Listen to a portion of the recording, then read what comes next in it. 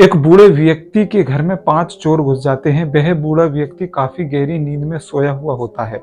वह पांचों चोर जितना उस घर में सामान होता है सारा सामान एक जगह इकट्ठा कर लेते हैं।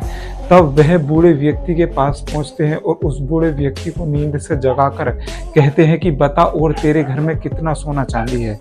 वह बूढ़ा व्यक्ति एकदम घबरा कर उठता है और उन 5 चोरों को देखता है और उनसे कहने लगता है कि आप कौन हो। तो वह चोर थोड़ा सा मुस्कुराते हैं और कहते हैं कि तुझको दिखाई नहीं देता, हम ऐसे नकाब वकाब में आकर फोटो थोड़ी ना खिंच पाएंगे, हम तेरे घर चोरी करने के लिए आए और हम चोर हैं। तब वह पांचों चोर जब इस बात को कहते हैं तब उस व्यक्ति के मन में आता है कि अब मेरे घर पर चोरी हो ही जाएगी। तब वह व्यक्ति कहता है कि रुको मैं आपको बताता हूँ, लेकिन मुझको 5 मिनट सोचने का समय दीजिए। तब वह व्यक्ति 5 मिनट जब सोचने का समय ले लेता है तो 5 मिनट तक उसके मन में कुछ बातें घूमती रहती हैं। फिर वो एक तरकीब निकालता है, एक तरकीब लगाता है कि अगर इस तरीके से अगर मेरी चोरी होने से बच जाएगी तो मैं बर्बाद होने से बच जाऊंगा। तब वह व्यक्ति कहने लगता है, वह बूढ़ा व्यक्ति उन 5 चोरों से कहने लगता है कि देखो मैं तुमको बताऊंगा कि मेरे घर में सोना चांदी कहाँ दबा हुआ है, लेकिन उससे पहले मेरी एक तुम्हें कहानी सुननी होगी। वह बूढ़ा व्यक्ति उन 5 चोरों को कहानी सुनाने के लिए कहता है और 5 चोर मान जाते हैं। और जब 5 चोरों को वह व्यक्ति कहानी सुनाना शुरू करता है तब वह व्यक्ति कहने लगता है कि देखो अगर आप मेरी कहानी को सुनोगे, लेकिन बीच में अगर कोई भी व्यक्ति, अगर तुम में से 5 चोरों में से अगर कोई भी व्यक्ति बोल गया कि अब आगे बोलो, तब मैं उस कहानी को भूल जाता हूँ और फिर मैं वह कहानी तुम्हें शुरू से सुनाऊंगा। तब वे चोर कहते हैं कि ठीक है, तुम कहानी सुनाना स्टार्ट करो। 5 चोर कान लगाकर उसकी कहानी सुनने लगते हैं। तब वह व्यक्ति कहता है कि जब मैं छोटा बच्चा था तब मेरे पिताजी मुझको काफ़ी सारे खिलौने लाकर दिया करते थे। उसके बाद वह व्यक्ति सोचने लगता है और तब एक चोर, उन 5 चोरों में से एक चोर कहता है कि आगे सुनाओ। तब वह व्यक्ति फिर कहता है कि देखो तुम क्यों बोले, अब मैं फिर दोबारा से मुझे यह कहानी रिपीट करनी पड़ेगी। तो वो जो 4 लोग थे उस 5 में चोर को, जो 4 चोर थे उसमें से जो 5वां चोर था, जिस व्यक्ति ने कहा था कि अब आगे बोलो, तब उस व्यक्ति को वह 4 चोर मारने लगे और उसको मारते मारते बेहोश कर देते हैं। तब 4 चोर बचते हैं। फिर 4 चोर बचने के बाद फिर वह बूढ़ा व्यक्ति उनको फिर दोबारा से कहानी सुनाने लगता है। तो कहानी सुनाने लगता है तो कहता है कि जब मैं छोटा बच्चा था तब मेरे पिताजी मुझको खूब सारे खिलौने लाकर दिया करते थे और मैं उन खिलौनों से सारा दिन खेलता रहता था। तब वह व्यक्ति उन 4 चोरों में से फिर एक चोर कहता है कि और आगे सुनाओ।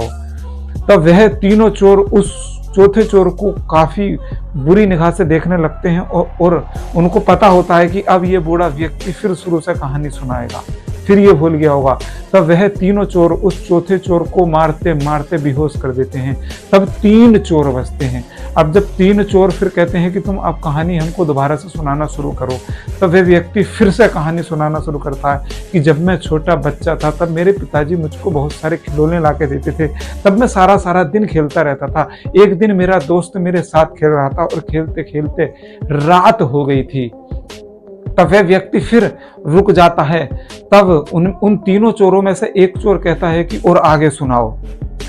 अब फिर जो 2 चोर बचे हुए होते हैं उस तीसरे चोर को काफी गंदी निगाह से देखते हैं और वो दोनों चोर उस तीसरे चोर को मारते मारते गुस्से में उसको भी बेहोश कर देते हैं। तब 2 चोर बचते हैं। फिर जब 2 चोर बचते हैं तो उनमें से फिर दोनों चोर उस व्यक्ति से, उस बूढ़े व्यक्ति से कहते हैं कि तुम हमको कहानी सुनाना फिर शुरू से स्टार्ट करो। आखिर हमको तुम्हारा जो गड़ा हुआ, जो जमीन में तुमने सोना चांदी गाड़ रखा है, फिर उसके बाद हमें कहानी सुनाने के बाद हमें बताना कि तुमने कहाँ गाड़ रखा है। तब वह बूढ़ा व्यक्ति फिर सुनाने लगता है कि जब मैं छोटा बच्चा था तब मेरे पिताजी मुझको काफ़ी सारे खिलौने ला के दिया करते थे और मैं उन खिलौनों से खेलता था।